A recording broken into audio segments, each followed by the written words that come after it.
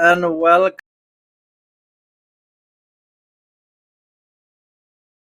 as always for this live. I have a great show for you today, guys. It's because of what's been happening or just happened yesterday between Russia and China. We will detail all this for you. I couldn't wait to get on this because it's a topic I'm familiar with, given that I wrote a book about Russia and detailed in it the relationship between Russia and China and how those two countries can reshape the global order, believe it or not. But before I'll do all this and talk about anything, first of all, I'd like to always extend my thanks to the channel's members and supporters. If you want to show your support for this channel, consider becoming either a supporter or member, whatever you feel comfortable with, whatever you like, whatever you want. And if this is your first time landing on this channel, please, and I'll ask you for this again, please make sure to subscribe. Because that's how you show your support for this channel. And I can't thank you enough all for your continued support. It truly means a lot to me. All right, today's topic: is Beijing ready to take cooperation with Moscow to the higher level? What do I mean by a higher level? Are we talking about the inclusion of a military dimension to this relationship? you know is the military dimension on the table? So this will be some of the three questions I will try to answer for you. How will this change the global security order or architecture, that is? And of course, you never ignore this: is the timing of any event that happens in geopolitics doesn't happen in a vacuum. This is what I'm going to be talking to you about.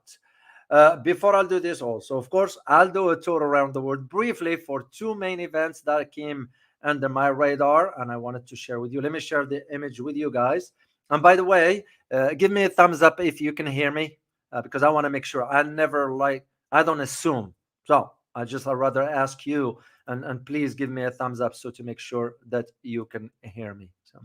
Let me share the image with you here first. First of all, here is what our topic is going to be about. This is the Prime Minister of Russia. His name is, let me get his name here to make sure, Mikhail Mishustin. Mishustin, yes, that's his name. So he met with President Xi, and I will detail all this. This is the another image during the signing of the agreements, and I will detail all this to you. But let's talk about the tour around the world here. Here is the first one. This is an interesting one. What are you looking at? You're looking at the targeting of a Russian ship near the Bosphorus. What's interesting about this, the moment this happened, NATO, NATO announced that it's ruling out Ukraine inclusion in the alliance during the war. So, which means what? The possibility that they could admit Ukraine later on, which I don't see happening. That's a red line for Russia. So I don't foresee them doing that, because that's just going to fuel the tensions between Russia and NATO in this case. And we all know what it means if Russia and NATO end up engaging each other. This is why NATO Secretary of State, Secretary General rather, not a state, Jens Stoltenberg, has ruled out now Ukraine joining the alliance during the war, stressing that this is not on the agenda.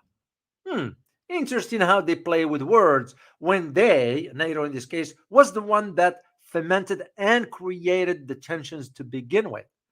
And of course, didn't happen in February 2022. It started back in 2014. And you all know the history of that. I'm not going to be repeating myself here. Second one, let me see this image here. I already did this one here. Second one. Okay, let me remove this show here. Remove that, and this is the second image right there. What are you looking at? You're looking at the world's largest aircraft. This is the aircraft carrier Gerald Ford, which has been sort of sailing to Oslo, Norway. So Russia sees this basically as a malicious show of force. You and I, we will interpret this as sort of a provocation. Some will say, others will say It's navigation. They just move the aircraft.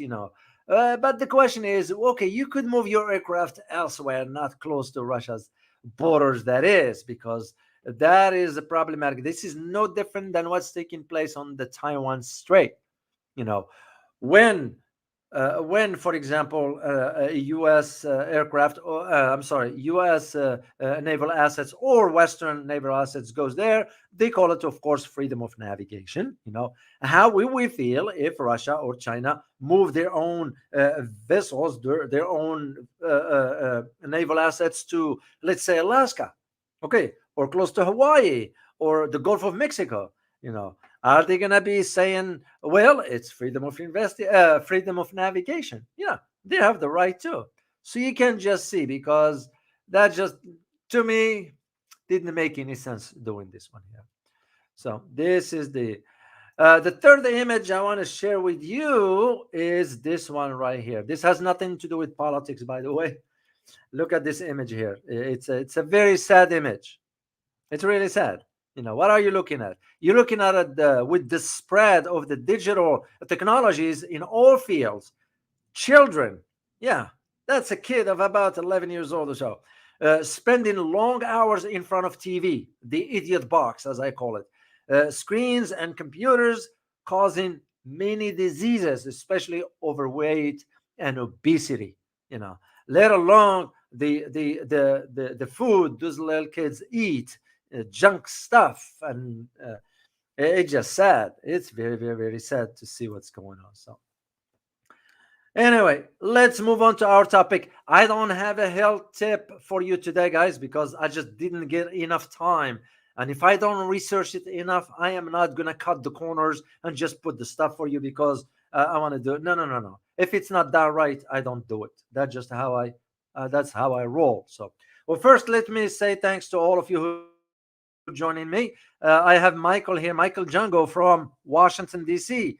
Good to have you here. Boone, here is Boone, born in Berlin and from Malaysia. Boone is our member, has been with us since forever. So, Ignatius, KVTH7 from Spain. Good to have you from Spain. Athin Wu, as always, happy to see you too, sir. I always enjoy having you. Irvin Garrett from Kentucky, right here.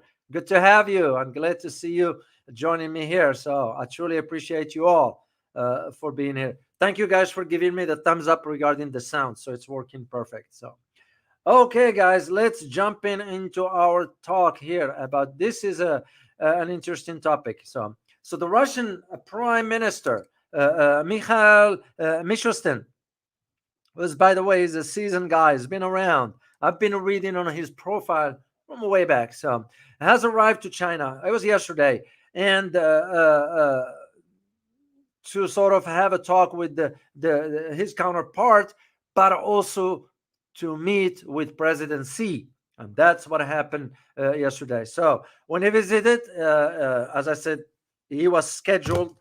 He was scheduled to meet President Xi, and he did. Is what you see the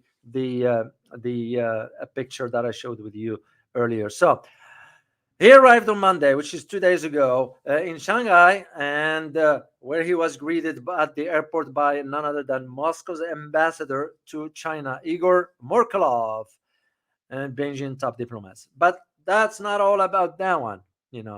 What's interesting about this is that there are three things happening or happened at the same time. A Russian prime minister in this Mishustin starts China trip to, first of all, deepen the trade ties, which means what? Economics. Because there's the thing. If a country is doing well economically, the rest will fall into place.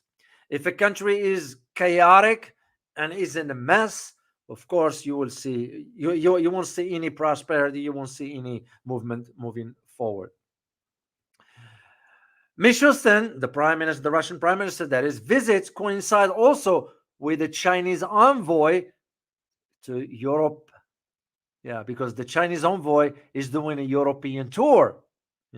So And like I said earlier, the Russian prime minister expected to meet with President Xi, and he did meet with him and addressed some other issues, which I'm going to talk about. The one thing that I read the statement, by the way, issued by both foreign ministries in China and in Russia, of course, translated into English because I don't speak those two languages. And one key word that I found is, and I put it in quote, sensational pressure, in quote, you know. And this is basically was the statement from the Russian prime minister when he said the sensational pressure from the West was taking Russia and China ties to an unprecedented high level. And this is why I asked the question, is the military dimension on the table? When I wrote the Russia book, excuse me, I argued back then that as the time of the writing, which was a few years ago, 3 or 4 years ago, at the time of the writing, I said, I don't see the potential for the military dimension yet. That does not mean it's ruled out. That possibility is there, you know. And if and when it happens, it will serve a specific purpose. And mark my word on this, the specific purpose it will serve is to ensure the protection of the entire, from Central Asia all the way down to South China Sea. Yeah, you could see Russia supporting China. And if Russia support China, you're going to see North Korea. You could see Iran. You could see some changes into the. It's not going to be a formal alliance of sort like what we have in NATO. No, no, no, no. It's going to be based on necessity, security one that is. So this is where I said, or I asked the question, is the military dimension on the table? Apparently, for this, based on what I read, I wasn't there inside the meeting, but based on what I read, most of it was geared towards economic. And I'll tell you why that is. So both countries, Russia and China, signed a set of agreements. It wasn't just one. Interesting enough, it involved trade, it involved sports, and involved other fields. But what's interesting also is the delegation that went with the prime minister, including among them was the individual in charge of the energy sector in Russia. That is an interesting aspect. Why? It's because it should give you an indication as to how much energy China is going to be getting from Russia. And basically, Russia is making up for the difference after the sanctions from the West. This is how I read it. During the conversation between Mishustin and his counterpart, the Chinese premier Li Qiang, in Beijing, the indications suggest that the Russia and China wants really to move now the relationship, the bilateral, that is, to the next level, because they both, China and Russia, share a common enemy in this case. And like I said earlier, there are always trends happening. There are always other events. You can look at one event on a global stage and say, this is it.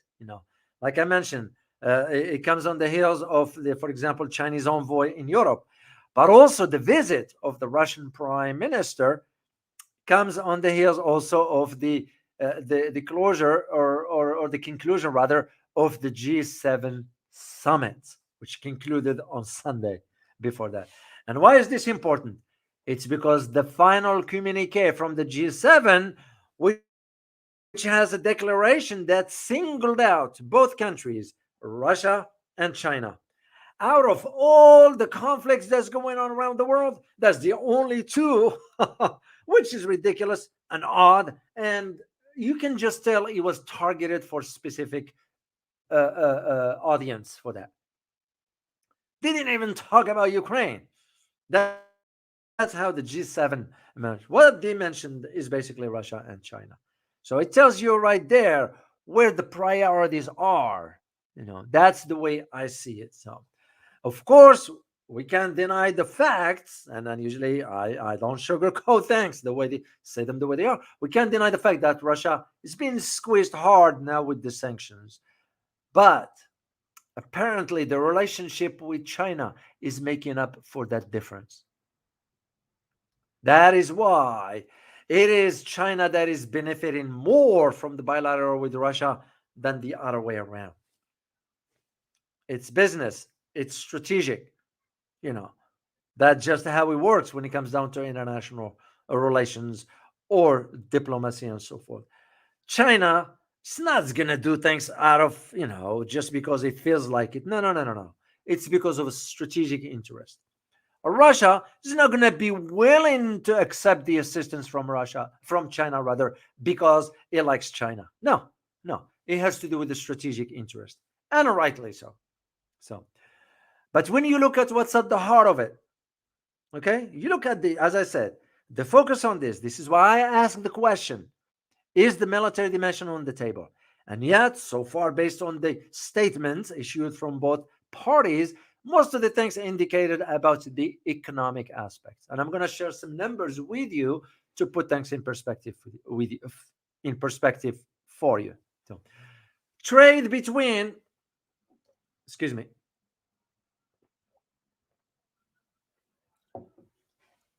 trade between Russia and China reached a record $190 billion just last year, 2022.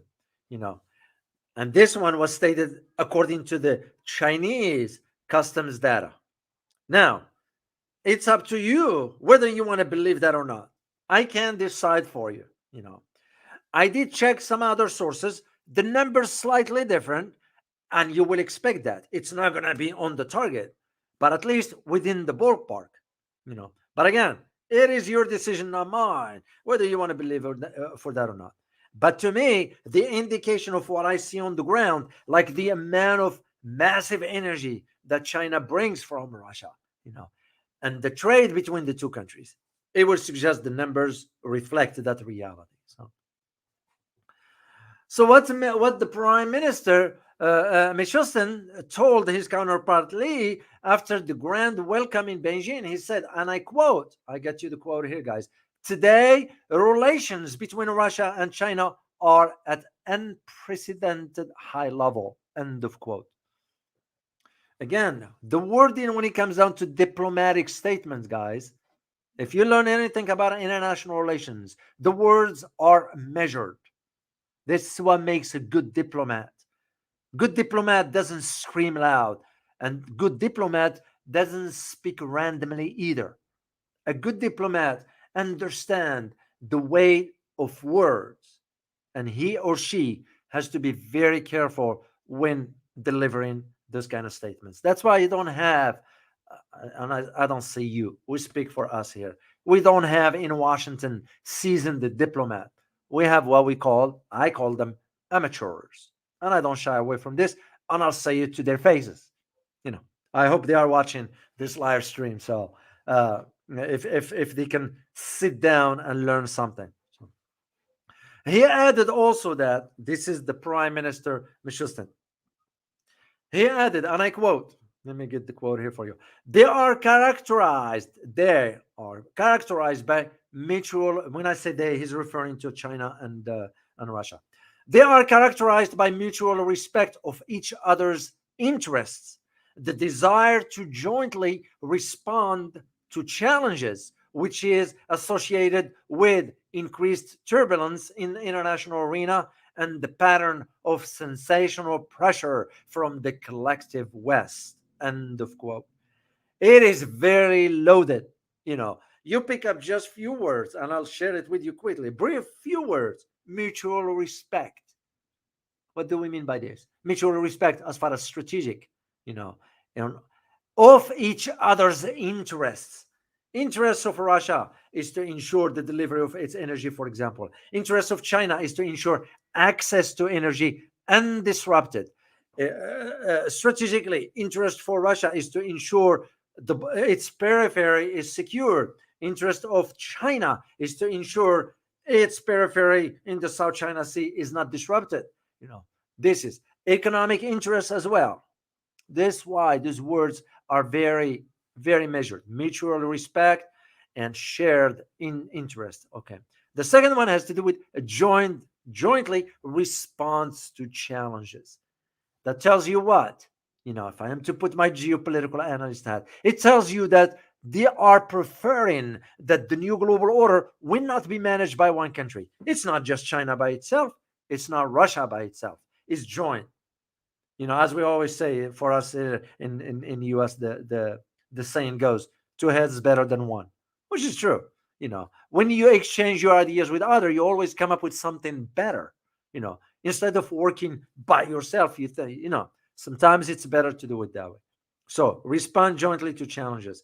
You know, the second thing is increased turbulence in international arena. The reference to that term, increased turbulence, it's a reflection of the idea of the increased tensions that are being fueled and created. I mean, I look at it for our own president, who seems to be clueless about what the sort of the policies here suggesting. Suggesting to send F-16s to Ukraine. What that's going to do to fueling the tensions to another level. Because fighting now in the air is going to bring the level of conflict to a different dimension. Forget about the small arms and all. Now you're going to be dealing with high velocity missiles and planes, and it's just another level. And this is part of what they mean by the word increased turbulence, because we're seeing this in Ukraine, but also we're seeing the tensions in the Taiwan Strait. And the last one is the pattern. That's your keyword there. Pattern of sensational pressure. Sensational pressure. Because all this is fermented by design. The Ukraine conflict was created by design. Didn't happen on its own. The Taiwan Strait conflict is created by design and is being fermented as we speak. As a matter of fact, during the G7, I recall that the president of Brazil was supposed to meet with President comedian Zelensky to talk about finding a peace. And guess what happened? The comedian, the president, you give him the proper respect. The president, comedian Zelensky, didn't show up. What does it tell you? In the world of diplomacy, that's a very diplomatic slap in the face for someone. Disrespect at the highest order. If you don't want to show up, you don't leave the guy just standing waiting for you. That shows low class. But what do you expect? President comedian Zelensky is not a politician, is a comedian who been turned into becoming a politician. You can't function like that. That's just in response to this, the Chinese, the Russian prime minister's counterpart, the Chinese premier Li, in turn held, and I put this in quote, the comprehensive strategic cooperative partnership between China and Russia in the new era. Your keyword right, there are two keywords there: strategic, comprehensive strategic, and a new era. We all know what it means. The new strategic has to do with the new global order. The new era is where the direction of this new geopolitical trajectory is headed. So the Chinese statements is also measured. And this is how you interpret. This is, again, why I like personally to read the statements from either summits or whatever. I always like to do that because that's how I learn about the stuff. So that is. Let me check something here quickly. Oh, there we go. Just to make sure I'm not missing anything on your end. If you put any, and I'll get to your comment, guys, as I move forward. So now, as I said, these statements are the wording is measured, but also the events that go parallel with, let's say hypothetically, there is a major event in country A, in some continent, and at the same time there is an event in country B on the other continent that goes parallel to that. So with this meeting of the Russian Prime Minister Mishustin in China, at the same time China summoned the Japanese ambassador over criticism. And I read up on it when Beijing summoned the Japanese. If we are to talk about Japan, we all know where Japan stands. Because Japan doesn't have an independent foreign policy. You take Japan, you take South Korea. I am considering also Philippines. Yes, I will say it straightforward. Then you take the EU and Australia, of course, New Zealand to a degree, but I will add Canada to the mix. You know, those they don't have an independent foreign policy, and even they might give the appearance that they have in foreign independent policy or independent foreign policy. That foreign policy has to be checked in Washington. That's the example of Australia. Australia's decision are not made in Canberra. Australia's decision are made in Washington. You know, Japan is not different. South Korea is not different. You know, and this is again where you have to put this in context. When I read up on this trip, I said to myself, no, no, no, no. My viewers here on the channel needs to truly have an in-depth understanding, because this is a reflection of the new global order as we speak. Not what country is calling the shots here. No, no, no, no. Bilateral. That also a hint of this is how we like the new global order to be managed. And like I said way back, and I do remember saying this, and there is the record for it, the new global order can manage itself. It doesn't need a police to police it. That's my belief. So, and what I mean by this is collaboration. And that's exactly what China and Russia are doing. And that's what I argued a few years ago. I said back then, and I remember, I said the bilateral relations between Russia and China will only move up. And this is a reflection of it. Once again, on the economic front of it, you look no further than just the first quarter of this year. Do you guys know that the trade between those two countries already reached $70 billion? Just the first quarter so far this year. No. And this is like you go year on year to figure that out, which means what? In a different language, it's an increase of 40%. 40%. That tells you right there. You strengthen the economic aspects of it, and that economic is going to reflect itself in other areas. I am yet to see the military dimension yet, which I'm not seeing the signs that will convince me for sure. Oh, Russia and China are moving into the military alliance of sort. It might be quiet. As a matter of fact, one of our viewers, my viewers here, made a comment that could be a quiet one. Yeah, the possibility is there. But at the same time, in international relations or on the international stage, context matters. So is the optics of it.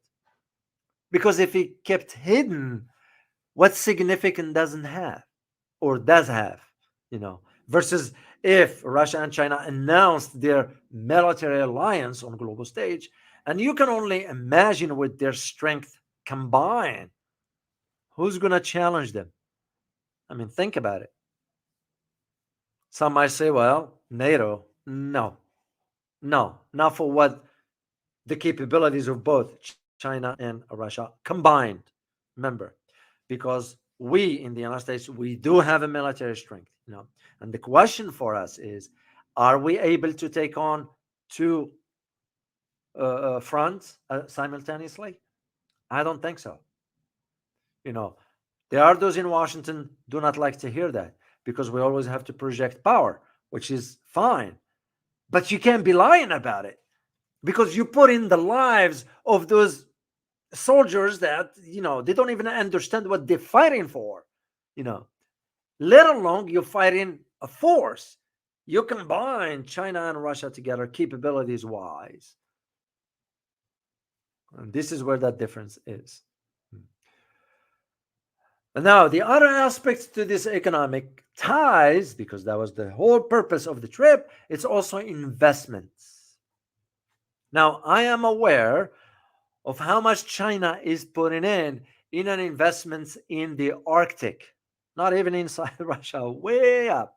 And the reason for that is because that part of the world, the Arctic, under that sheet of ice, that about $35 trillion worth of untapped natural resources. As a matter of fact, the Russians put their titanium flag right at the ocean floor of the Arctic. There's an image there of that. I disclosed it in a book. I researched it and I provided the reference where I get that information, and it is confirmed. Of course, I would not put something in my book because that's my credibility in line. You know. So you think of the investments, because there is also a pipeline that was supposed to be coming from that Arctic that's going to go through to China as far as natural gas. Now you see why China reached out to Central Asia, because they want to secure that region and prevent any interference from outside. And you all know what I mean by that. So once you secure that area, you add to other dimension, which is now the agreement between Russia and Iran. Even Indonesia is going to benefit from that. By the way, I did find out that, and there are some individuals that I'm meeting here at the hotel. They're from Indonesia, and I'm going to ask them to. I like to talk to people from different parts of the world because that's how you learn about. So, in the case of the Central Asia, and moving forward, this is how even ASEAN countries see in those possibilities. That's why they decided to stay neutral, except we are noticing Philippines. Philippines doesn't seem to be able to make up its mind for whatever reason. So,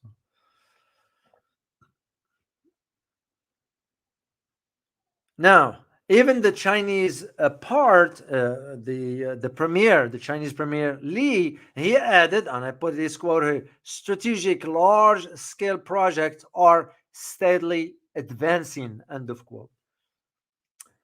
Once again, guys, those words are measured, but also those words are sending a message to the West.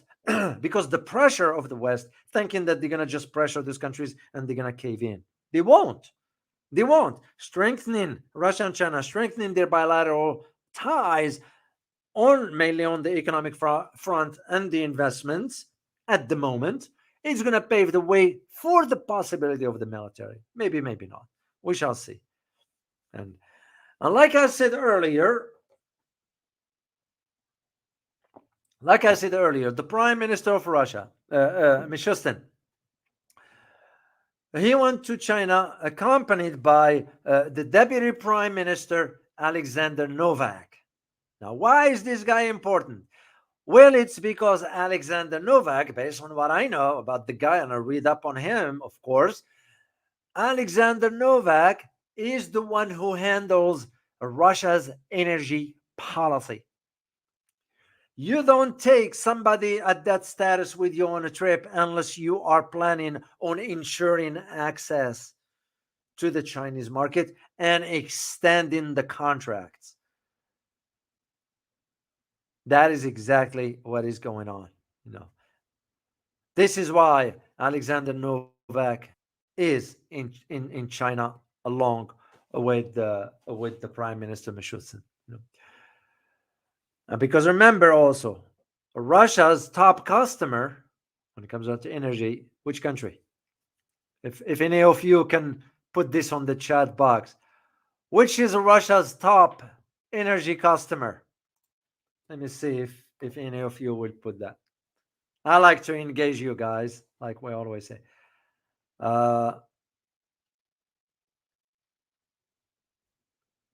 I know it takes a while. By the time you guys type in, it takes a little bit longer for this to show up. Just how internet is.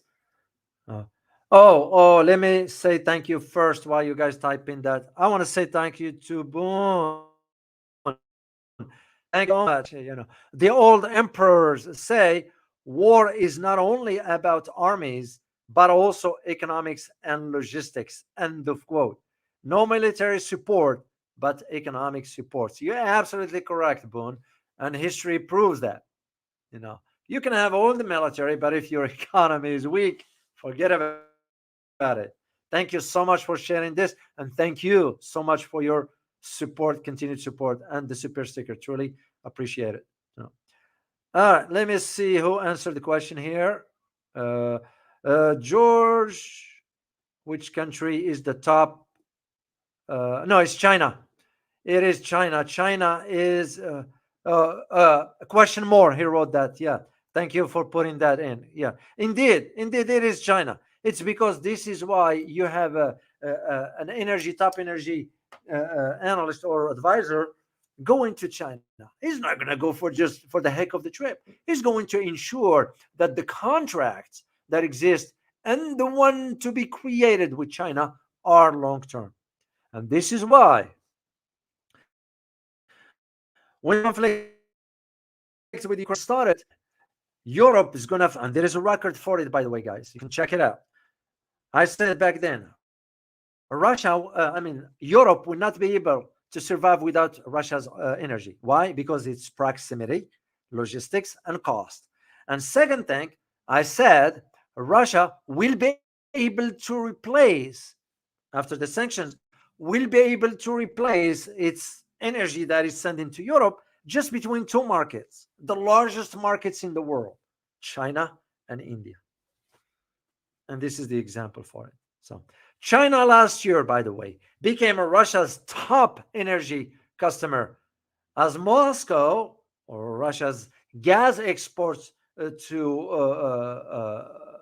Europe plummeted, of course, because of the sanctions. But China and India made up the difference. And this is exactly what Novak, the reason why he won over with the prime minister.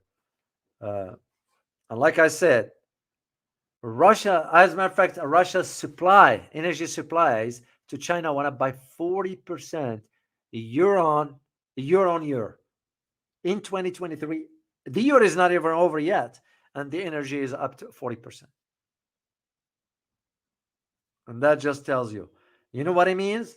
If you put this in a data, if you are to create a chart with all the graphs and all that, and you put a percentage, when you take this figure, the 40% increase year on year, that means that's an increase of over 150% year on year. That is very major. And it gives Russia an incentive not to. So why bother about Europe? Because Europe is collapsing on its own due to its own making because it does not have an independent foreign policy. That is the heart of the issue. Of course, we the one created the tensions because we never wanted Europe to get closer to Russia, economically speaking. And that's how this is going to move forward, I believe. So, the other question that you need to ask yourself, and I'm going to ask you, feel free to, if you feel comfortable answering or not. Who do you think is benefiting more from this relationship between Russia and China? Is it China or is it Russia? I'll let you answer that one first, at least, and I'll elaborate later on as we move forwards. Now, there is one thing that all this comes during a time when China said and stated on the record that it is staying neutral when it comes down to the Ukraine. Same way India did, and some African countries, majority of African countries or global South are staying neutral. You got to accept Ghana, I think, and Kenya, and if I'm not mistaken, and Cameroon, the third country, if I'm not mistaken. Don't quote me on the last country, Cameroon. I'm not certain, but I know Ghana and Kenya. They are condemning Russia. That's fine if that is what they want. So this is where I see the importance of this, the timing of it. The timing is not coincidental and didn't happen in a vacuum either. So and because also remember, China sent an envoy to Ukraine after the phone call between President comedian Zelensky and President Xi. Of course, Chinese president is not going to go, and I hope he doesn't, because that's the image of his status. And even as a matter of fact, and I am going to say it because I don't shy away from this, it would be a mistake if President Xi meets with the president comedian Zelensky one on one. You don't lower the standard; you raise the standards. So, and I'm certain President Xi's advisors is going to say, no, sir, you can't meet with him at this point. Send an envoy, and that's exactly what is happening. So this happens because China staying neutral, but also China wanted to broker a deal between Russia and Ukraine. But the West, of course, rejected the moment China presented the 12 points. You all remember, and I mentioned that a couple of times. The West criticized those and rejected it immediately. Yeah. Why? Is because you can just see how much they want to foment the tensions to keep going forward. So the other thing has to do with also China's reached out to Central Asia because they want to ensure the stability of that part of the world, because it's very, very crucial. Remember that Central Asia, I wish I kept the map, but I did not. It represents really a link. It's a very, very, very strategic areas of great, great interest. So, and this is why where I see the challenges that lies ahead as far as this brokering a deal between Russia and Ukraine. The U.S. is not gonna let it, because the U.S. holds the key. Ukraine cannot do anything unilaterally anyway. That's just the way it happened, or the way it is happening. And again, when China released the peace plan in about a month and a half ago, the Western countries, including the U.S. and headed by the U.S., rejected it, dismissed that right away, because what they argued is that, well, the Russian president, Vladimir Putin, must sort of withdraw his forces. He's not going to do that. And I said this a couple of times, guys. The territory that Russia took over ain't coming back to Ukraine. That's a long gone. It's a reality that the president, comedian Zelensky, needs to get a grip with. So it's just how it is. So I don't foresee any changes to that. So let me take a look at your answer here and see if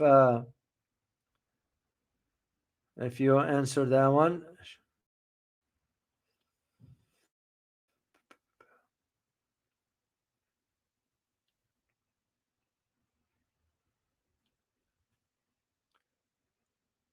Yeah. Okay. China will profit more. George Chan.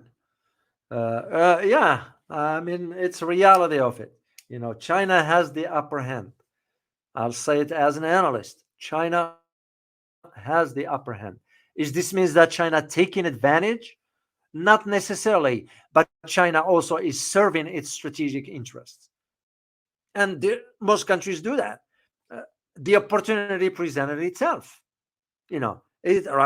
China can get a cheap energy from Russia. China can extend the hand of assistance to Russia, but it will be at China's terms, not at Russia's term. And also, China, by doing this, it's securing the support and assistance of Russia when that time comes. China's thinking long term. Russia's looking at it for survival. That's just how it works. And most countries do that. We do it. We do it in a bad way. That's just how. Mostly China. Marduk, you're absolutely correct. Yeah, it's mostly China that is benefiting from it. It's a reality of it. I'm sure Russians understand this. President Putin understands this reality, and he's okay with it. Because remember that statement, mutual respect, that does not mean China is taking advantage of Russia. It just the timing of it is of benefit to Russia, to China, I'm sorry, to China more so than it is to Russia. That's just the norm. Things could turn down the road, because here's the thing. You need to think about, what if the next conflict in Taiwan Strait get to a different level? It's going to be now the turn for China, and Russia could lend a helping hand. That's just the way I see it. So you're absolutely correct in the answer here. So, all right, let me go back to the top, say where you are joining me from, and I am gonna make a quick conclusion here and close this out here. Lucio from Montreal, good to see you in Montreal. I'm gonna be in Montreal in the summer, by the way. So I got a business trip there quickly. Soma from Hamburg, Germany. I used to enjoy Hamburg when I will go sometimes to Kiel, Kiel, before I head out to Denmark, and I used to travel back then. So, all right, let me see. Atin Wu, good to see you as always. Boone, good to see you as always. Let me see. Yeah, if you can type in quickly here where you guys are joining me from. And I already mentioned some other ones from uh, like Ingenious from Spain, España. What part in Spain? So, all right, let me see what you. Athene Wu, David, but what's worse than the junk food is LGBTQ, which is imposed on the kids in the West. I find this more disturbing. It is disturbing. Yeah, nothing against LGBTQ, but the children should not be exposed to this too early. I agree with you. I don't shy away from that. I don't give a damn what others think. You know what I mean? Because you're gonna have to take stand on certain things. I that's their life, as long as they don't impose things on me, and they can keep that away, they just well, we become in this society that is like noodles. What happened to when a man is a man? Come on, it's pathetic, very pathetic, you know. And don't even get me on that. I get frustrated with this stuff. All right, let me see if you guys have a question. If you have a question, please put a question here. I'll answer it quickly for you. And I will sign up because it's almost bedtime here where I am in this part of the world. So, and I'm still doing this from overseas. I should be back home soon and we'll resume our schedule with all the videos. I know I haven't been doing videos, regular recording. It just, it's not a conducive environment for me here, but it's just the way it's going to work. So, all right, let's see. Any question from any of you? Uh, uh, all right, let's see here. Athene Wu. Yeah, there's a question. U.S. seems to want to keep the current conflict in Ukraine going. However, with debt ceiling problem of the U.S. and EU being driven bankrupt by U.S. soon, where does the West get the money? Printing, especially in the U.S. Especially in the U.S. The Europeans also, they can do the same. But we all know what it means. The more you print, the weaker you make your currency. And this is why you get countries, especially now with China discovering the gold in Chandang area, about 200, I think 28 tons or something like worth of gold, 28 billion worth of $28 billion. So China is amassing gold, Russia is amassing gold, Brazil, South Africa, global South, and so forth. But also Western central banks are also stacking on gold. What does it mean? Is something coming up? Most likely looks to me that way. Central banks will not amass gold, especially when it comes down to, for example, China selling the US debt. Yeah, because they don't want to hold the US dollar. Which to them, do you blame them? No. This is exactly so. Europe Europe is weak. Europe cannot even take stand. And they're being dragged into this. And it was a reason for why we in the United States had to weaken the euros. That was a strategic move on our part so they can stay dependent on the US. Same thing with this energy thing. That is the reason why the conflict was great, because we never wanted Europe to get closer to Russia, especially Germany. Germany being the heart of the European economy. Because when you think about Europe, literally, who do you think of? Not France. France is gone. UK is a mess anyway. UK, what does it have? Nothing. No, you are left with Germany. Germany is the key. So that is part of where the problem is. So where it's going, and especially now with the debt ceiling in the US, and as a matter of fact, the meeting that took place yesterday between President Biden and the Speaker of the House, McCarthy, didn't yield any results. And we're only about 6 days from June 1st. About 7 days from June 1st, or 8 days, that is. Because that's when deadline, which means if nothing, if they don't come up with a solution to this, that means we're going to have to default. And defaulting is going to trickle down to, it's not the wealthy that's going to suffer. It's not the millionaires that's going to suffer. It's the average people. Let alone some of us in the US don't even understand what's going on, because the mainstream media is feeding the narrative that has nothing to do with the reality. So people stare at the idiot box and consuming whatever they are telling them. Yeah, it's their fault. They shouldn't be blaming others. Go educate yourself and learn about the issues. And yet they prefer, even in YouTube, they prefer to watch silly stuff, instead of using the brain, make the brain works. Because brain is a muscle too. You need to work it. How do you work it? By thinking critically. Yeah, it's their problem. They're the one creating it. So what you're gonna see? You're gonna see hardships there. That's in Europe. We're already seeing it, and I was in Europe, and I'm gonna go back to Europe, and I've talked to people, and yeah, they are not happy with the economic outlook that it's looking up there. Oh, thank you, thank you. I love Dr. Dave. I love this channel. Cool to be here for a live stream in New Zealand. I couldn't thank you enough for giving me your time, because that's why it means a lot to me. All of you guys, your time means a lot to me. I will never waste your time. You can have my word on it. It's because time is precious. No, and if I have nothing of value or of substance, I won't come on the air, because it won't be fair. It won't be fair to you. Me wasting your time for what? For views? Heck, who cares? So thank you so much for that. All right, let me do one more here at the bottom, see if there is any question. Jack Robert, good to see you as always. All right, let me see here.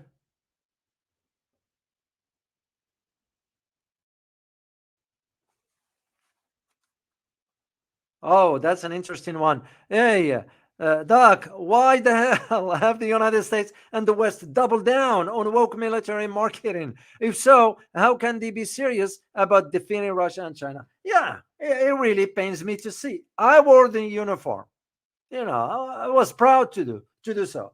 But it was in a time where it meant something, and you kind of when you are asked a question by some way high ranking, whatever, you just answer according to what is good for the country. I recall one incident when I was asked one time by a way high ranking officer, and I answered, and I kind of I didn't work for the guy. So, well, mister, we could mean it this way. I said, no, sir. He means this way here. He didn't like what I said. Well, I don't give a damn whether you like it or not. I am thinking about the welfare of the country, not your political career, not your whatever, because you want to sound whatever. And I don't want to sound intelligent. I want to sound pragmatic. You asked me a question, I provide you an answer to the best of my abilities that I know will serve the country, not your interest. Well, I didn't mean it that way. I said, no, you did, sir. You know. And if you got an issue, take it up with the boss. He never answered me back. or never asked me question either. Like too bad. So yeah, I see your point. You really got a point there. So and that's unfortunate. That is unfortunate. And even military. I still talk to some folks in the military, and they are not content with the direction. The Pentagon, it's losing that. The Pentagon used to be independent. It's becoming also infiltrated by politics. And once you have that, there is nothing left in the American system. We used to think back then that the Supreme Court was supposed to be independent. Supreme Court is fragmented, you know, is corrupted too, just in a different way. The Pentagon used to be independent. The military entities stays away from politics. They don't, not anymore. So there is nothing left. No institution that can claim independence and said, no, we stand for, what's right and what's good for the country. No, this is usually an indication for a decline. That's usually how it starts. That's how it starts. All right. Denmark. Who is from Denmark? Alex. Alex from Denmark. Good to see you. Jack Robert from London. Good to see you as always. Antoine from Australia. Good to see you as always. DM Garage from Pakistan. Good to see you. West Dakota, that's Musaf Allen. Good to have you. Good to have you here. George Chang from Netherlands. Good to have you. Hang Long from UK. Good to have you. Let me see. New Zealand. Yes, that's SMCO. Good to have you here. Mansi from India. Good to have you. India, by the way, India needs to work on some stuff. India has potentials, except that they need to work on really some domestic infrastructure for him to move forward. Marduk from Iraq, I enjoyed my time in Iraq, even though it was under different circumstances. I had a chance to really talk to the locals. I speak the language. I'm very familiar with the culture.